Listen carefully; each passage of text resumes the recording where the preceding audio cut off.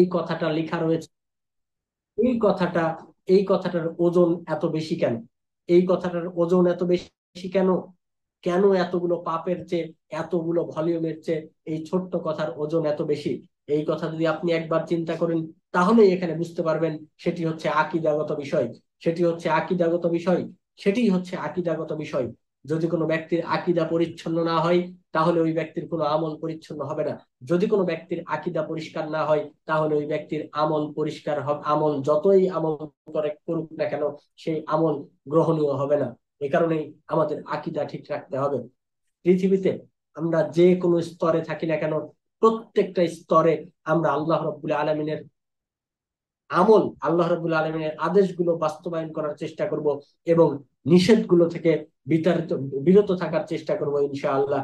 আল্লাহ আমাদের সেই তৌফিক দান করুন। আল্লাহুম্মা আমিন। এরপরে আসুন, আল্লাহ নবী মুহাম্মদ সাল্লাল্লাহু আলাইহি ওয়াসাল্লাম, এখানে আমি আরো একটি হাদিস উল্লেখ করে সামনের দিকে এগিয়ে যাই। সেটি হচ্ছে, আল্লাহ নবী মুহাম্মদ সাল্লাল্লাহু আলাইহি ওয়াসাল্লাম উল্লেখ করছেন যে একজন ব্যক্তি অপরাধী, এত অপরাধ করেছে, যে এত অপরাধ, আল্লাহ রব্বুল আলামিন যদি কিয়ামতের মাঠে তাকে ধরে, ওই ব্যক্তি বলছে তার সন্তানদেরকে ডেকেছে যে বাবা, আমি যখন মৃত্যুবরণ করব, তখন তোমরা আমাকে পুড়ে ফেলবে, আমাকে পুড়ে ছাই করে ফেলবে। পুড়ে ছাই করে ফেলার পরে তোমরা আমার ছাইগুলোকে অর্ধেক পানিতে ফেলে দিবে, আর অর্ধেক জমিনের মধ্যে ফেলে দিবে, যেন আমার আল্লাহ আমাকে ধরতে না পারে। আল্লাহ রব্বুল আলামিন যেন আমাকে ধরতে না পারে।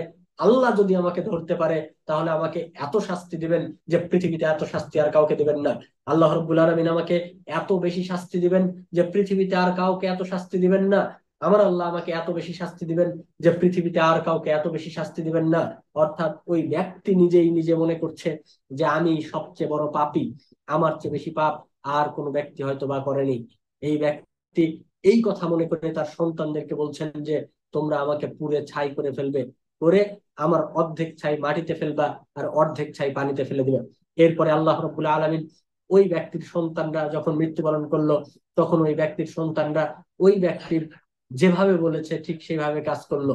অর্থাৎ ওই ব্যক্তিকে পুড়ে ফেললো, তার অর্ধেক ছাই মাটিতে এবং অর্ধেক ছাই পানিতে ভেসে দিল।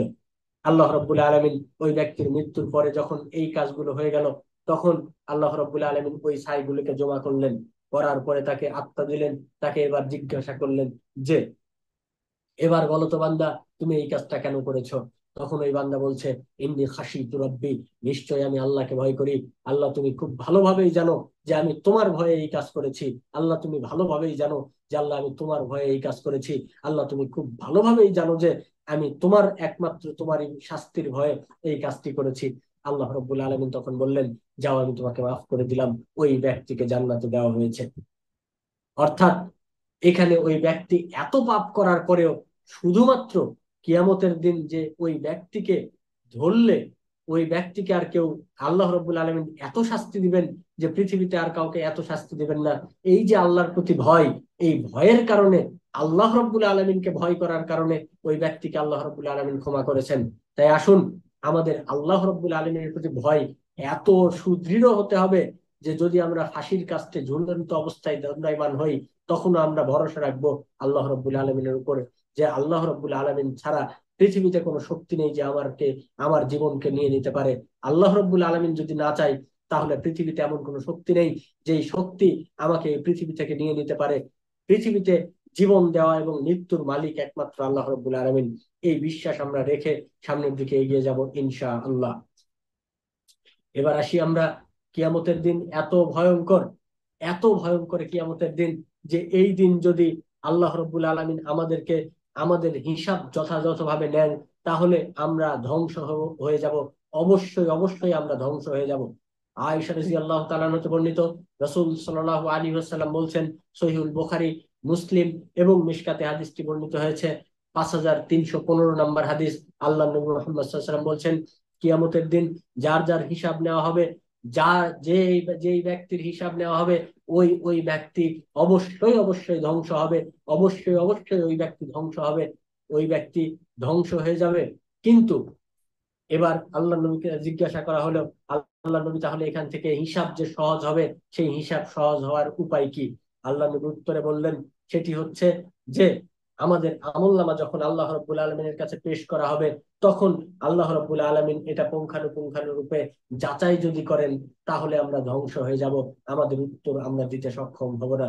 তাই আমরা আল্লাহ রাব্বুল আলামিনের কাছে সর্বক্ষণিক দোয়া করব, আল্লাহুম্মা, আল্লাহ রাব্বুল আলামিনের কাছে আমরা সর্বক্ষণিক দোয়া করব যে আল্লাহ রাব্বুল আলামিন যেন আমাদের কিয়ামতের দিনের যে হিসাব হবে, এই হিসাবটা আমাদের সহজ করে দেন। সকলেই বলি আল্লাহুম্মা আমিন। এরপর আসুন আমরা একবার একটু চিন্তা ভাবনা করি আল্লাহ রাব্বুল আলামিন সূরা জিলজালের মধ্যে কি বলেছেন। একটু চলুন আমরা সূরা জিলজালের দিকে যাই। আল্লাহ রাব্বুল আলামিন বলছেন, ইজা জুলজিলাতিল আরজু জিলজালাহা, পৃথিবী কিয়ামত সংগঠনের আগে পৃথিবী যখন ধ্বংস হবে, সেই সময়কার কথা আল্লাহ রাব্বুল আলামিন বলছেন সূরা জিলজালের মধ্যে। এত সুন্দরভাবে কিয়ামতের এই ঘটনাটি বর্ণিত হয়েছে যে আমরা অবাক হয়ে যাই। সেটি হচ্ছে আল্লাহ রাব্বুল আলামিন বলছেন, ইজা জুলজিলাতিল আরজু জিলজালাহা, যখন পৃথিবী কঠোরভাবে কেঁপে উঠবে, পৃথিবী ধ্বংস হওয়ার পূর্বে ভূমিকম্প হবে, সেই ভূমিকম্পে পৃথিবী প্রচন্ড বেগে কেঁপে উঠবে, এমন ভাবে কম্পন হবে যে ওয়া আখরাজাতিল আরদু আসকালাহা, পৃথিবীর মধ্যে যা যা কিছু রয়েছে, খনিজ পদার্থ রয়েছে, এবং যত দামি মূল্যবান স্বর্ণের খনি রয়েছে, রৌপ্যের খনি রয়েছে, গ্যাসের খনি রয়েছে, যতগুলো দামি দামি খনি রয়েছে পৃথিবীর মধ্যে যা রয়েছে, তার সব কিছু জমিন বের করে দিবে। ওয়াখরাজাতিল আরদু আসকালাহা, পৃথিবীর মধ্যে যত ভারী ভারী জিনিস রয়েছে, যতগুলো বস্তু রয়েছে, সবগুলো বস্তু পৃথিবী তার মধ্য থেকে বের করে দিবে। ওয়াকালাল ইনসানু মা লাহা, তখন পৃথিবী বলবে, তখন মানুষ বলবে, মা লাহা, পৃথিবীর কি হয়েছে, পৃথিবীর এই অবস্থা করছে কেন। শান্ত পৃথিবী অশান্ত হয়ে যাবে, একটি শান্ত পৃথিবী অশান্ত অবস্থায় রূপ নেবে। তখন মানুষ সুন্দর করে বলবে, ওয়াকাল আল ইনসানু, মানুষ তখন বলবে, মা লাহা, পৃথিবীর কি হয়েছে, এই অবস্থা কেন। ইয়াউমাইযিন তুহাদ্দিসু আখবারাহা, সেদিন এমন অবস্থা হবে পৃথিবী নিজের উপর সংগঠিত সকল কথা বলে দিবে। ইয়াউমাইযিন তুহাদ্দিসু আখবারাহা, সকল খবরাখবর দিয়ে দিবে, আমি কোথায় কোন অপরাধ করেছি, কোন স্থানে অন্যায় করেছি, কোন জায়গায় বসে মানুষের উপরে জুলুম করেছি, মানুষের উপর নির্যাতন করেছি, কোন জায়গায় আমি কোন অপকর্ম করেছি, ওই জায়গাটাও বলে দিবে যে এই জায়গায় জাকারিয়া এই অপরাধ করেছে, এই জায়গায় জাকারিয়া এই ব্যক্তির উপর এইভাবে অত্যাচার করেছে। এইভাবে পৃথিবী বলে দিতে থাকবে। ইয়াউমাইজিন, এরপরে দেখুন, ইয়াউমাইজিন তুহাদ্দিসু আখবারাহা, পৃথিবী যখন এইভাবে তার উপর ঘটে যাওয়া সকল বৃত্তান্ত গুলো বলে দিতে থাকবে। বিআন্না রাব্বাকা আওহা লাহা, পৃথিবী কেন বলবে, তার কারণ হচ্ছে আল্লাহ রাব্বুল আলামিন নির্দেশ করেছেন, এই কারণেই পৃথিবী এই কথা বলবে। পৃথিবী, পৃথিবীকে আল্লাহ রাব্বুল আলামিন নির্দেশ দিয়েছেন যে পৃথিবী তুমি এই কথা বলে দাও, তোমার উপর যেই অন্যায়, তোমার উপর যে যেখানে যে অন্যায় সংগঠিত করেছে তুমি সেগুলো বলে দাও। এইভাবে যখন আল্লাহ রাব্বুল আলামিন অর্ডার করবেন, সেই অর্ডার সংগঠিত সংগঠিত হওয়ার পরেই যে পৃথিবী তার মধ্যে তার উপরে সংগঠিত সব কথা আস্তে আস্তে বলে দিতে থাকবেন। এরপরে আসুন, ইয়াউমাইযিন ইয়াসদুরুন নাসু আশতাতান লিইউরাউ আমালাহুম, আর সেদিন মানুষের মানুষ ছিন্ন ভিন্ন অবস্থায় ফিরে আসবে, যেন তাদের কর্ম তাদেরকে দেখানো যায়। অর্থাৎ ইয়াউমাইজিন ইয়াসদুরুন নাসু আশতাতান লিইউরাউ আমালাহুম, তাদের সম্মুখে তাদের আমল সমূহকে দেখানো হবে। কিছুক্ষণ আগেই আমি আপনাদের সম্মুখে বলেছি 99টি ভলিউম থাকবে, সেই ভলিউম দিয়ে তাদের ভলিউমের মধ্যে তাদের কৃত সমস্ত কর্ম লেখা থাকবে, ছোট কথাও লেখা থাকবে, বড় কথাও লেখা থাকবে। এই কারণেই সেদিন মানুষ আশ্চর্য হয়ে বলবে যে এ কি আশ্চর্য কিতাব, এই কি আশ্চর্য গ্রন্থ, যেখানে আমার জীবনের ঘটে যাওয়া ছোট থেকে ছোট, বড় থেকে বড় সব কথা লেখা আছে, কোনো কথাই এখানে বাদ দেওয়া হয়নি, সব কথা এখানে লেখা রয়েছে। আল্লাহ নবী মুহাম্মদ সাল্লাল্লাহু আলাইহি ওয়াসাল্লাম এবং আল্লাহ রাব্বুল আলামিন কিয়ামতের যেই ভয়াবহতা উল্লেখ করেছেন, এই ভয়াবহতা এত জটিল, এত কঠিন, যা আমরা এই হাদিস থেকেও বুঝতে পেরেছিলাম যে এখানে ছোট থেকে বড় সব কথাই লেখা থাকবে। আল্লাহ রাব্বুল আলামিন বলছেন, ইয়াউমাইযিন ইয়াসদুরুন নাসু আশতাতান লিইউরাউ আমালাহুম, আর সেদিন মানুষের যত আমল রয়েছে এইভাবে সুন্দরভাবে তাকে দেখানো হবে, সে ঝকঝকে টকটকে কোনো সন্দেহ ছাড়াই তার আমলগুলো দেখতে পাবেন। আমান ইয়ামাল মিসকালা যাররাতিন খায়রান ইয়ারা, যদি সে বিন্দু মাত্র ভালো আমল করে থাকে তাহলে সে সেই ভালো আমল দেখতে পাবে। ওয়ামান ইয়ামাল মিসকালা যাররাতিন শাররান ইয়ারা, যদি সে বিন্দু মাত্র খারাপ আমল করে থাকে তাহলে সে ওই বিন্দু মাত্র খারাপ আমলও সে দেখতে পাবে। অর্থাৎ কোনো আমলই বাদ যাবে না। বিন্দু থেকে বিন্দু, জাররা পরিমাণ, সরিষা পরিমাণ যদি কোনো ভালো কাজ করে থাকি আমরা, সেটাও আমরা আমরা সেদিন দেখতে পাবো। এবং বিন্দু মাত্র যদি খারাপ কাজ করি তাহলে সেটাও আমরা সেদিন দেখতে পাবো। আল্লাহ রাব্বুল আলামিন বলছেন, সেদিন মানুষ মানুষের অবস্থা এমন হবে যেদিন এই যে পৃথিবী এইভাবে ব্যবহার করবে, পৃথিবী ধ্বংস হয়ে গেল। আমরা যদি কিয়ামতের যে আলামত গুলো রয়েছে, আজকের বিষয়বস্তু কিয়ামতের আলামত নয়, এ কারণে আমি সেদিকে যাচ্ছি না। কিয়ামতের শাস্তি কি, এদিক নিয়েই আমি কিয়ামতের মাঠের অবস্থা নিয়েই থাকবো, যদিও সম্পূর্ণ আলোচনা করা সম্ভব হবে না। এরপরে আমি বলি, আল্লাহ রাব্বুল আলামিন আরো একটি সূরার মধ্যে খুবই সুন্দরভাবে বলেছেন যে সূরা কারিয়া, এখানে আল্লাহ রাব্বুল আলামিন কিয়ামতের এই যে কিয়ামতের যে বাস্তব রূপ, এই রূপটা আল্লাহ রাব্বুল আলামিন তুলে ধরেছেন। কিভাবে তুলে ধরেছেন একটু আমরা এই সূরাটা তেলাওয়াত করে শুনে দেখুন। আল্লাহ রাব্বুল আলামিন বলছেন, আল কারিয়া, মহা দুর্ঘটনা, মহা প্রলয়, মহা দুর্ঘটনা, ভয়াবহ দুর্ঘটনা। ওয়ামা আদরাকা মাল কারিয়া, হে নবী আপনি কি জানেন মহা দুর্ঘটনা কি, মহা প্রলয় কি, এ কিয়ামতের দিবস সেটি আবার কি, কি সেই দুর্ঘটনা, কি সেই ভয়াবহ দুর্ঘটনা, আপনি কি জানেন? এবার পরের আয়াতে আল্লাহ রাব্বুল আলামিন বলছেন, ওয়ামা আদরাকা মাল কারিয়া, আপনি কি জানেন সেই মহা দুর্ঘটনা কি। একই কথা বারবার আল্লাহ রাব্বুল আলামিন বলছেন। কেন একই কথা বারবার বললেন?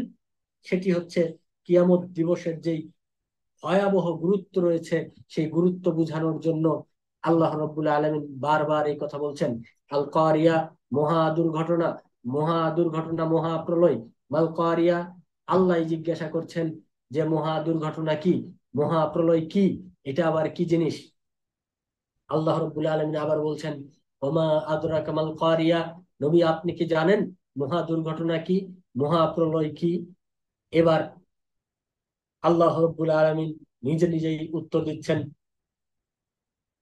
ইয়াউমা ইয়াকুনুন নাসু কাল ফারাশিল মাবসুস, সেদিন মানুষ হবে বিক্ষিপ্ত পঙ্গপালের ন্যায়। কিয়ামতের দিন মানুষ হবে বিক্ষিপ্ত পঙ্গপালের ন্যায়। পোকা যেমন উড়ে বেড়ায়, বিক্ষিপ্ত ভাবে উড়ে বেড়ায়, ঠিক সেভাবে মানুষের অবস্থা হবে। কিভাবে চলাফেরা করবে মানুষও সেটা বুঝবে না। সেদিন 10 মাসের উটনিকে ছেড়ে দেওয়া হবে। অর্থাৎ সৌদি আরবের বুকে উট হচ্ছে তাদের কাছে সবচেয়ে গুরুত্বপূর্ণ একটি বাহন। যেই উট এত গুরুত্বপূর্ণ বাহন, সেই গুরুত্বপূর্ণ বাহন উটকে তারা ছেড়ে দিবে। আর গর্ভবতী উট যেগুলো রয়েছে, সেই উটগুলো তো আরো গুরুত্বপূর্ণ, সেই উটগুলোকেও তারা ছেড়ে দিবে। পরবর্তীতে আমি এই আয়াতগুলো অনুবাদ করব ইনশাআল্লাহ। আল্লাহ রাব্বুল আলামিন বলছেন, ইয়াউমা ইয়াকুনুন নাসু কাল ফারাশিল মাবসুস, আর সেই দিন মানুষ হবে বিক্ষিপ্ত পঙ্গপালের ন্যায়। ওয়া তাকুনুল জিবালু কালিহনিল মানফুস, আর পাহাড়গুলো হবে ধুনিত তুলার ন্যায়। এত বড় হিমালয় এভারেস্টের মতো বড় বড় পাহাড় তুলার মতো উড়ে বেড়াবে। আপনারা যারা দেখেছেন তুলার গাছ, তারা দেখবেন যখন তুলা পেকে যায়, যখন তুলা নামানোর সময় হয়, তখন ওই তুলার যেই ফলগুলো রয়েছে সেগুলো ফেটে যায়। ফেটে ওই ফলের মধ্যে থেকে কিছু তুলা উড়ে উড়ে চলে যায়। আপনি তখন দেখবেন যে তুলা এমন ভাবে উড়ে যে মনে হবে ওটা কিছুই নয়। ঠিক ওই যে তুলা যেভাবে আকাশে উড়ে বেড়ায়, ঠিক ওইভাবে হিমালয় এভারেস্টের মতো যেই পাহাড় রয়েছে, ওই পাহাড় গুলো ধুলিত তুলার মতো উড়ে বেড়াবে। আমাদের বাংলাদেশের চট্টগ্রাম এবং খাগড়াছড়ি, রাঙামাটি, সিলেট, এই অঞ্চলগুলোতে যে বড় বড় পাহাড় রয়েছে, এই পৃথিবী পাহাড়গুলো সহ পৃথিবীতে যত বড় বড় পাহাড় রয়েছে, সব পাহাড়গুলো ধুলিত তুলার ন্যায় উড়ে বেড়াবে। এ কথাই আল্লাহ রাব্বুল আলামিন বলছেন, ওয়াতাকুনুল জিবালু কালিহনিল মানফুস, আর সেই দিন হবে এমন একটা দিন যেই দিন ধুলিত তুলার ন্যায় উড়ে বেড়াবে পৃথিবীর পাহাড়গুলো। ফাআম্মা মান সাকুলাত মাওয়াজিনুহু, আর সেদিন যার নেকির পাল্লা ভারী হবে, ফাহুয়া ফি আইশাতির রাজিয়া, সে তো বাসনারূপ সুখেই অবস্থান করবে। অর্থাৎ ওই কিয়ামতের দিবসে যদি কোনো ব্যক্তির নেকির পাল্লা ভারী হয়, তাহলে ওই ব্যক্তি কিয়ামতের দিন সবচেয়ে সুখে অবস্থান করবে। ওয়া আম্মা মান খাফফাত মাওয়াজিনুহু, যদি কোনো ব্যক্তির নেকির পাল্লা হালকা হয়ে যায়, অর্থাৎ নেকির পাল্লা যদি দুর্বল হয়ে যায়, তাহলে ফা উম্মুহু হাবিয়া, তাহলে তার থাকার স্থান হবে হাবিয়া নামক জাহান্নাম। তাহলে তার থাকার স্থান হবে হাবিয়া নামক জাহান্নাম। আল্লাহ নবী মুহাম্মদ সাল্লাল্লাহু আলাইহি ওয়াসাল্লাম বলছেন, ওয়ামা ওয়ামা আদরাকা মা হিয়া, আল্লাহ নবী আপনি কি জানেন ওই হাবিয়া নামক জাহান্নাম কি? নারুন নারুন নারুন মুক্কাদা, তা হচ্ছে আগুন দ্বারা বেষ্টিত জায়গা, অর্থাৎ আগুন দ্বারা বেষ্টিত যেই জাহান্নাম, সেটাই হচ্ছে হাবিয়া নামক জাহান্নাম। যারা যার আমল নামা খারাপ হবে, অর্থাৎ এক, এখানে দুই শ্রেণীর লোক আমরা পেয়ে গেলাম, একটা হচ্ছে মুমিন, একটা হচ্ছে কাফের। ফাআম্মা মান সাকুলাত মাওয়াজিনু ফাহুয়া ফি আইশাতির রাজিয়া, যে ব্যক্তির আমল নামা সেদিন ভালো হবে, ওই ব্যক্তির থাকার স্থান হবে ভালো, এবং সে হাস্যোজ্জ্বল থাকবে, তার মুখমণ্ডল হবে হাস্য উজ্জ্বল। আর ওয়া আম্মা মান খাফফাত মাওয়াজিনু, যে ব্যক্তির আমল নামা হালকা হয়ে যাবে, ওয়া আম্মা মান খাফফাত মাওয়াজিনুহু ফা উম্মুহু হাবিয়া, তার থাকার জায়গা হবে হাবিয়া নামক জাহান্নাম। আল্লাহ নবী মুহাম্মদ সাল্লাল্লাহু আলাইহি ওয়াসাল্লামকে জিজ্ঞাসা করা হলো, ওমা আদরাকা মা হিয়া, আল্লাহ নবী হাবিয়া নামক জাহান্নাম সেটা আবার কি? আল্লাহ নবী মুহাম্মদ সাল্লাল্লাহু আলাইহি ওয়াসাল্লাম বললেন, নারুন হামিয়া, তা হচ্ছে আগুনে জ্বলন্ত, জ্বলন্ত আগুন, তা হচ্ছে জ্বলন্ত আগুন। অর্থাৎ ওই ব্যক্তির জন্য হাবিয়া নামক জাহান্নাম নির্ধারণ করা হবে। আল্লাহ নবী মুহাম্মদ সাল্লাল্লাহু আলাইহি ওয়াসাল্লাম বিভিন্ন জায়গায় বিভিন্ন হাদিসে কিয়ামতের ভয়ঙ্কর অবস্থা সম্পর্কে বলেছেন।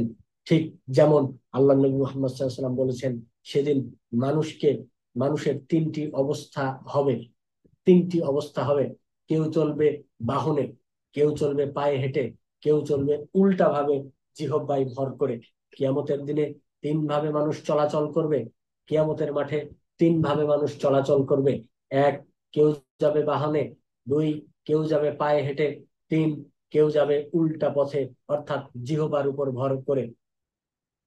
এটা কিভাবে? যার সবচেয়ে যে মোটামুটি আহ ভালো মানুষ, যে খুবই ভালো আমল করেছে, সে পায়ে হেঁটে যাবে। পৃথিবীতে যে ব্যক্তিগুলো আল্লাহ রাব্বুল আলামিনকে মানেনি, আল্লাহ রাব্বুল আলামিনকে অস্বীকার করেছে, এই ব্যক্তিগুলো জিহ্বার উপর ভর করে উল্টা করে তাদেরকে কিয়ামতের মাঠে চলানো হবে। একটু আপনি চিন্তা করে দেখুন, কিয়ামতের মাঠ কত ভয়ঙ্কর হতে পারে, কিয়ামতের মাঠ কত ভয়ঙ্কর হতে পারে, কিয়ামতের মাঠ কত জটিল এবং কঠিন হতে পারে। সেদিন মানুষকে চলানো হবে উল্টা পথে, অর্থাৎ তারা মুখমণ্ডল দ্বারা চলাচল করবে। একটা বার চিন্তা করে দেখুন, আমরা পা দিয়ে চলাচল করি, আমাদের দেখতে কেমন লাগে? একটি বার আপনি চিন্তা করুন, আপনার দুই পা উপরের দিকে আর মুখমণ্ডল নিচের দিকে, আপনি কিয়ামতের মাঠে, ওই বিভীষিকাময় মাঠে আপনি হেঁটে বেড়াচ্ছেন, যেখানে সূর্য আসবে অর্ধ হাত মাথার উপরে, মাথা থেকে অর্ধ হাত উপরে সূর্য নেমে আসবে। ওই সময় আপনি একবার চিন্তা করেন, আপনি একবার আমরা চিন্তা করি যে ওই সময়কে, সেই কিয়ামতের যে বিভীষিকা, ওই বিভীষিকা কতটা ভয়ঙ্কর হতে পারে। এবার আসুন, আল্লাহ নবী মুহাম্মদ সাল্লাল্লাহু আলাইহি ওয়াসাল্লাম কিয়ামতের মাঠের যে ভয়াবহতা, এই ভয়াবহতা বোঝার জন্য তিনটি সূরা পড়ার কথা বলছেন। এই তিনটি সূরা যদি পাঠ করি, তাহলে এই তিনটি সূরার মধ্যে কিয়ামতের যে ভয়াবহতা, এই ভয়াবহতা গুলো উল্লেখ করা হয়েছে খুব সুন্দরভাবে। তার মধ্যে একটি হচ্ছে ইজা শামসু কুব্বিরাত, আরেকটি হচ্ছে ইজা সামাউন ফাতারাত। এই দুটি সূরা, একটা হচ্ছে ইনশিকাক, একটি হচ্ছে ইনফিতার, আর একটি হচ্ছে সূরা তাকবীর। এই তিনটি সূরা তাকবীর, এই তিনটি সূরার কথা আল্লাহ নবী মুহাম্মদ সাল্লাল্লাহু আলাইহি ওয়াসাল্লাম আলোকপাত করছেন। এই তিনটি সূরা আমি আপনাদের সম্মুখে, তিনটি সূরার কিছু অংশ আলোকপাত করে আমি আমার আলোচনা শেষের দিকে নিয়ে যাব ইনশাআল্লাহ।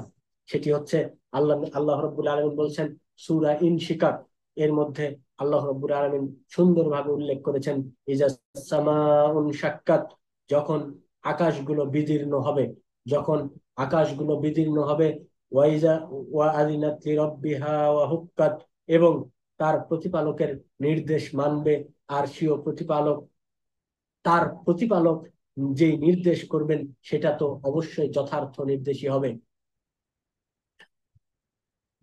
আল্লাহ আল্লাহ রাব্বুল আলামিন বলছেন, ইজাস সামাউন শাক্কাত ওয়াজিনাত লিরাব্বিহা ওয়া হুক্কাত ওয়াইজাল আরদু মুদ্দাত। আল্লাহ রব্বুল আলামিন বলছেন যখন পৃথিবীকে সম্প্রসারিত করা হবে, আল্লাহ রব্বুল আলামিন বলছেন যখন পৃথিবীকে সম্প্রসারিত করা হবে, ওয়াল ওয়ালকাত মা ফিহা ওয়ালকাত, আল্লাহ রব্বুল আলামিন বললেন ওয়াইজাল আরদু মুদ্দাত ওয়ালকাত মা ফিহা ওয়া তাখাল্লাত ওয়া আযিনাত লিরাব্বিহা ওয়া হুক্কাত। আল্লাহ রব্বুল আলামিন বললেন এই পৃথিবীকে যে সম্প্রসারিত করা হলো এবং এর মধ্যে যা কিছু আছে এবং এর বাইরে নিক্ষিপ্ত যত শূন্যস্থান রয়েছে, এই সকল কিছু তার প্রতিপালকের নির্দেশনা মেনে চলবে। এই সময় খুবই সংকীর্ণ। আমাদের পরবর্তী মেহমানও আমাদের আলোচক চলে এসেছেন, আমার শ্রদ্ধেয় বন্ধু এবং খুবই মেধাবী এবং যোগ্যতা সম্পন্ন আলোচক আমার বন্ধু চলে এসেছেন। সে আলোচনা করবেন আপনাদের সম্মুখে। আপনাদেরকে আমি শুধু এতটুকুই আলোকপাত করতে চাই যে আল্লাহ রাব্বুল আলামিন আমাদেরকে বলেছেন যে আহ, আহ, এই যে কিয়ামত সম্পর্কে যদি আমরা স্পষ্টভাবে আমরা জানতে চাই, তাহলে আমরা অবশ্যই সূরা ইনশিকাক, সূরা ইনফিতার এবং সূরা তাকবীর, এই তিনটি সূরা যথাযথভাবে পাঠ করব। আমি আজকে আপনাদের এই সংক্ষিপ্ত সময়ে কয়েকটি সূরার নাম বলি। সেটি হচ্ছে এই যে সূরা ইনশিকাকের কথা বললাম, সূরা ইনফিতারের কথা বললাম, সাথে সাথে সূরা তাকবীর আছে, এরপরে সূরা জিলজাল আছে, সূরা কারিয়া আছে, এবং সাথে খুবই উল্লেখযোগ্য সূরা ফজরের মধ্যে কিছু আয়াত রয়েছে। এই আয়াতগুলোর তাফসির যদি আমরা পড়তে যাই, তাহলে কিয়ামতের দিবসটা কত কঠিন, কত জটিল, সেগুলো আমরা স্পষ্টভাবে পরিলক্ষিত হবে আমাদের মাঝে। আমরা আমাদের আলোচনা আর সামনের দিকে আহ এগিয়ে না গিয়ে, আমরা আমাদের আলোচনা সামনের দিকে এগিয়ে না নিয়ে আমরা এখানেই সমাপ্তির পথে হাঁটবো। কিন্তু আমি একটি কথা শেষের দিকে এসে বলে দিতে চাই, সেটি হচ্ছে আল্লাহ রব্বুল আলামিন আমাদেরকে সৃষ্টি করেছেন শুধুমাত্র তার ইবাদত করার জন্য, একমাত্র তার ইবাদত করার জন্য সৃষ্টি করেছেন। আমরা আল্লাহ রব্বুল আলামিনের ইবাদত করব যথাযথভাবে, যেন আমরা কবরের এই বিপদ বিপদ থেকে আমরা নিজেদেরকে মুক্ত করতে পারি। আল্লাহ রব্বুল আলামিন আমাদের সেই তৌফিক দান করুন। কবরের শাস্তি থেকে যেন আমরা বাঁচতে পারি, আল্লাহ রাব্বুল আলামিন এই তৌফিক দান করুক। এবং সাথে সাথে কিয়ামতের ভয়াবহ এই অবস্থা থেকে আল্লাহ রাব্বুল আলামিন আমাদেরকে যেন পরিত্রাণ দান করেন। আল্লাহ রাব্বুল আলামিনের কাছে এই দাবি, এই দাওয়া রেখে আমরা আমাদের সংক্ষিপ্ত আলোচনা এখানেই শেষ করছি। আল্লাহ রাব্বুল আলামিন আমাদের আলোচনার মধ্যে যেই যদি কোনো ভুল ত্রুটি থাকে সেগুলো সংশোধন করে আমাদের জীবনকে ইসলামের আলোকে সুন্দরভাবে সাজানোর তৌফিক দান করুন। আমিন সুম্মা আমিন। রব্বিক ফিল্লা আমিন। ওয়া আখির দাওয়ানা আলহামদুলিল্লাহি রাব্বিল আলামিন। আসসালামু আলাইকুম ওয়া রাহমাতুল্লাহি ওয়া বারাকাতুহু। জি, জাযাকাল্লাহ খায়ের। হ্যাঁ, ওয়ালাইকুম আসসালাম রহমতুল্লাহ বরকাত। জি, আমাদের কোনো ভাইয়ের যদি সংক্ষিপ্ত প্রশ্ন থাকে, আমরা 5 মিনিটের মধ্যে প্রশ্নোত্তর পর্ব শেষ করব শাইখের সাথে ইনশাআল্লাহ। আজকে আসলে আমাদের এই আমাদের একটু ত্রুটি হওয়ার কারণে একটু অনুষ্ঠানটা শুরু করতে 10 মিনিটের মতো সময় লেগে গেছে। আমি শাইখের জন্য আর 5 মিনিটের মধ্যে আমি আপনাদের কাছে রিকোয়েস্ট করছি, আপনারা কোনো যদি প্রশ্ন থাকে এই বিষয়ে, বিষয়ভিত্তিক, তাহলে শাইখকে প্রশ্ন করবেন, কারো যদি প্রশ্ন থাকে। আমাদের ডক্টর শহীদুল ভাই অনুষ্ঠানের শুরুতে বলছিলেন একটা প্রশ্ন আছে। শহীদুল ভাই, আপনার প্রশ্নটা শাইখকে করে ফেলেন ইনশাল্লাহ। জি, আসসালামু আলাইকুম রহমতুল্লাহি ওয়া বারাকাতুহু। ওয়ালাইকুম আসসালাম ওয়া রাহমাতুল্লাহি ওয়া বারাকাতুহু। জি, প্রশ্নটা গত সপ্তাহের শায়েক একটু আমাদের এরকম ব্যস্ততার কারণে আমি প্রশ্নটা তখন আর কি করি নাই। তো প্রশ্নটা আজকে আমি উত্থাপন করতে চাই, সেটা হলো এই: জান্নাতুল বাকি বলতে কি কোনো একটা জায়গা আছে? আর দ্বিতীয়ত, শায়েখ বলেছিলেন যে মৃত্যুকে কামনা করা যাবে না, মৃত্যুকে কখনো আমরা কামনা করব না। কিন্তু আমরা অনেকে বই টই পড়লে দেখি, ইতিহাসে ঘাটলে দেখি, ইমাম মালিক উনি কিন্তু মৃত্যুকে কামনা করেছেন এবং বলছে যে হে আল্লাহ, তুমি আমাকে ওই আহ মদিনাতে মৃত্যু দাও, আমাকে মদিনাতে মৃত্যু দাও। যার পরিপ্রেক্ষিতে উনি মদিনার বাইরে বাহিরও খুব একটা কম হতেন, যদি মদিনার বাইরে ওনার মৃত্যুবরণ হয়ে যায়। এই ব্যাপারে যদি শায়েখ একটু আলোচনা করতেন, বিস্তারিত জানতে পারতাম। জাযাকাল্লাহ খাইরান। খুব সুন্দর একটি প্রশ্ন করেছেন। আজকের আলোচ্য বিষয়ের যে টপিক সেই বিষয়ে না, আমরা গত আহ, শনিবারে যে আলোচনাটা করেছিলাম সেই বিষয়ের উপর কেন্দ্র করে এই প্রশ্নটা। খুবই গুরুত্বপূর্ণ প্রশ্ন। একটি হচ্ছে আমরা জান্নাতুল বাকি নামে কবরস্থানের কথা উল্লেখ করেছিলাম। কবরস্থানটা কি, নামটা কি আসলে জান্নাতুল বাকি কিনা, এটি একটি। এবং 2 নম্বরটা হচ্ছে ইমাম মালিক রাহিমাহুল্লাহ আলাই তিনি মৃত্যু কামনা করেছিলেন যেন এই স্থানে তার মৃত্যু হয়, পার্টিকুলার একটি স্থান। দুটির ব্যাখ্যা কি? আসলেই জান্নাতুল বাকি নামের যে কবরস্থান রয়েছে এটা মদিনাবাসীর কাছে প্রচলিত একটি শব্দ, জান্নাতুল বাকি। কিন্তু আসলেই এই কবরস্থানের নাম হচ্ছে বাকিউল গারকাদ। বাকিউল গারকাদ, যা মদিনাবাসীর কাছে জান্নাতুল বাকি নামে আহ, আহ, প্রসিদ্ধতা লাভ করেছিল। এবং এটা আপনার মসজিদে নববীর পূর্ব দিকে অবস্থিত যেই প্রবেশদ্বার রয়েছে, প্রবেশ পথের মানে বাম পাশেই সেই কবরস্থানটি অবস্থিত। এবং এখানে আপনার বিখ্যাত সাহাবী হজরতে আনাস ইবনে মালিক রাদিয়াল্লাহু তাআলা আনহুর যেই কবরটা, সেই কবরটাও রয়েছে। আপনার প্রাসঙ্গিক আলোচনা, ইমাম মালিক রাহিমাহুল্লাহ কবরটাও ওখানে রয়েছেন। এবং তিনি এইভাবে বলেছেন যে আমার কবর যেন এখানে হয় বা মৃত্যু যেন এই জায়গায় হয়, পার্টিকুলার একটা জায়গা আল্লাহ রাব্বুল আলামিনের কাছে বলেছেন। কিন্তু তিনি ওইভাবে মৃত্যু চাননি যেভাবে আমি বলেছি। সেদিন আমি বিস্তারিত বলেছিলাম যে আমরা বিপদে পতিত হয়ে আমরা আল্লাহকে বলবো না যে আল্লাহ আমার মৃত্যু দাও, আমি মৃত্যুবরণ করতে চাই, আমাকে মৃত্যু দাও, এ কথা বলবো না। বরং আমরা এ কথা বলবো যে যখন একেবারেই আমরা পারছি না, হাদিসটা হচ্ছে এরকম যে আল্লাহুম্মা আহইনি মা কানাতাল হায়াতু খায়রাল লি ওয়া তাওফানি মা কানাতাল ওয়াফাহু খায়রাল লি। আল্লাহ, আপনি যদি আমার বেঁচে থাকাটাকে ভালো মনে করেন, কল্যাণকর মনে করেন, তাহলে আপনি আমাকে বেঁচে রাখুন। আর যদি আপনি আমার মারা যাওয়াটাকে কল্যাণকর মনে করেন, তাহলে আপনি আমাকে মৃত্যু দান করুন। এখানে আমরা পার্টিকুলার ভাবে আমরা বলতেই পারি আল্লাহ আমার যেন মৃত্যু যদি হয় তাহলে আমার জন্মস্থানে যেন আমার মৃত্যু হয়। এটা আমার আশা, আমার আকাঙ্ক্ষা। এটার অর্থ এই না যে আমি এখন মৃত্যু কামনা করছি। এটা বিপদে পতিত হয়ে অনেকে আত্মহত্যার পথ বেছে নেয়। আমি সেই দৃষ্টিকোণ থেকে এই কথা বলতে গিয়েছিলাম ওখানে। এবং মৃত্যু চেয়ে নেওয়া যাবে না, এটা এই হাদিস দ্বারা স্পষ্ট। এবং আহ, আমরা যখনই কোনো বিপদে পড়ি না কেন, সেটা আল্লাহর উপরে ছেড়ে দিতে হবে। আমি যদি মুমিন ব্যক্তি হই, তাহলে আমি আল্লাহর উপরে ছেড়ে দিব। আল্লাহ রাব্বুল আলামিন যদি আমার বেঁচে থাকাটাকে ভালো মনে করে তাহলে আমাকে বেঁচে রাখবেন। এবং যদি আল্লাহ রাব্বুল আলামিন মনে করেন যে তিনি আমার মৃত্যু দিবে এবং সেটাই আমার জন্য কল্যাণকর, আল্লাহ রাব্বুল আলামিন আমাকে মৃত্যু দিবেন। জাযাকাল্লাহ খাইর। জি বারাকাল্লাহ ফিক। জি সাহেব অতি চমৎকার ভাবে উত্তর দিয়েছেন। আলহামদুলিল্লাহ, খুব সুন্দর হয়েছে। আসসালামু আলাইকুম রহমতুল্লাহ। এটার সঙ্গে আমি ছোট্ট একটা কথা যোগ করি, সেটা হচ্ছিল আমাদের উম্মাহাতুল মুমিনিন খাদিজা রাদিয়াল্লাহু তাআলা আনহার কবর আপনার কিন্তু মক্কাতে। এটাকে বলা হয় যে বাকি মুআল্লা, অর্থাৎ জান্নাতুল মুআল্লা। কিন্তু এটার কি আসল নাম জান্নাতুল মুআল্লা না বাকি মুআল্লা?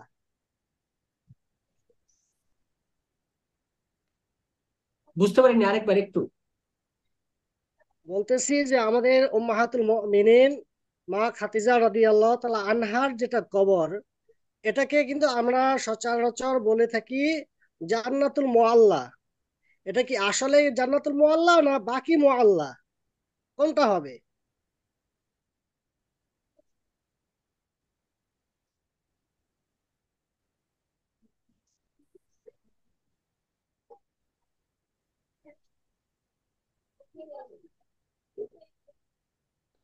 কথা বুঝতে পারছেন? আচ্ছা শাহ নেটওয়ার্কের কারণে মনে হয়। শাকির ভাইয়ের নেটের সমস্যা হয়েছে মনে হয়। যে কথা বুঝতে পারিনি আমি মনে হয়। আচ্ছা শাহেক, এই এবার এবার বলেন বলেন, নাইম ভাই বলেন। এ আমরা সচরাচর বলে থাকি আমাদের মা খাদিজা রাদিয়াল্লাহু তাআলা আনহার যেটা কবর, এটার নাম কিন্তু আমরা বলে থাকি যে জান্নাতুল মুআল্লা। আসলে কি এটা জান্নাতুল মুআল্লা না এটার নাম হলো বাকিও মুআল্লা, কোনটা হবে? আচ্ছা আচ্ছা আচ্ছা আচ্ছা। এটা হচ্ছে মানে আমার যতটুকু জানা এটা বাকিউল মোয়াল্লা হবে। জাযাকাল্লাহ। এটাই আমি জানি। আহ আর হচ্ছে আহ হ্যাঁ, জাযাকাল্লাহ খাইর, এটাই এটাই হবে। জি জি জি, এটাই কিন্তু আসল নাম। যা জি জি জি, তেমন হচ্ছে ওটা না, হচ্ছে প্রচলিত নাম সম্ভবত, আমার যেটা মনে হয় ওটা ওটা ওটা হ্যাঁ, প্রচলিত আছে একটা নাম, যেটা যেমন জান্নাতুল বাকি, জান্নাতুল বাকি হ্যাঁ, যেটা মদিনা জান্নাতুল কবর, বাকি যেমন প্রচলিত নাম একটা, জান্নাতুল সম্ভবত বাকি যেমন প্রচলিত নাম, প্রচলিত নাম। ঠিক ওরকম। হ্যাঁ হ্যাঁ, ওরকমই ওরকম হ্যাঁ, একটা। এটা প্রচলিত নাম। জি আসলে জি কিন্তু জি এটা রসুলের দেওয়া নাম নয়। জি জি, এটাই। জি, এটা জাযাকাল্লাহ। মানুষের দেওয়া নাম, অর্থাৎ শিয়াদের দেওয়া নাম এটা। হ্যাঁ। এটা কোনো মুসলিমদের দেওয়া নাম নয়, শিয়াদের নাম এটা। জি। হ্যাঁ আমরা যেমন, জি জি, এটাই এটাই। আমরা আমরা ইনশাআল্লাহ যেগুলো আহ, মুসলিম ভাবে কোরআন হাদিসে যেভাবে যে নামগুলো এসেছে সেই নামগুলো আমরা ইউজ করার চেষ্টা করব। এবং আহ, আহ, প্রচলিত যে নামগুলো রয়েছে, তারা কে দিয়েছে কিভাবে দিয়েছে সেগুলো আমাদের অবশ্যই জ্ঞান রেখে সেই অনুযায়ী আমাদের সেটা ইউজ করতে হবে। অবশ্যই যেগুলো অমুসলিমদের দেওয়া নাম সেগুলো আমরা পরিত্যাগ করার চেষ্টা করবো ইনশাআল্লাহ। ইনশাল্লাহ ইনশাল্লাহ। জাযাকাল্লাহ খায়ের। তো আমরা শায়েকের এই পর্ব শেষ করি। সুবহানাকাল্লাহুম্মা বিহামদিকা আশহাদু আল্লা ইলাহা ইল্লা আনতা আস্তাগফিরুকা ওয়া আতুবু ইলাইক। শায়েক, অসংখ্য ধন্যবাদ, জাযাকাল্লাহ খায়ের। আপনাকে ইনশাল্লাহ শায়েক আমি যোগাযোগ করব ইনশাল্লাহ। আসসালামু আলাইকুম। আপনি যদি ফ্রি থাকেন ইনশাল্লাহ, জি ইনশাআল্লাহ। ইনশাল্লাহ আমি কথা বলবো আপনার সাথে। শায়েক, অশেষ ধন্যবাদ। আল্লাহ ইনশাআল্লাহ। আপনাকে উত্তম বারাকা দান করুন। জাযাকাল্লাহ খায়ের। আমি আমিন। আমরা আসসালামু আলাইকুম। আসসালামু আলাইকুম ওয়া ওয়ালাইকুম রাহমাতুল্লাহ। আসসালাম।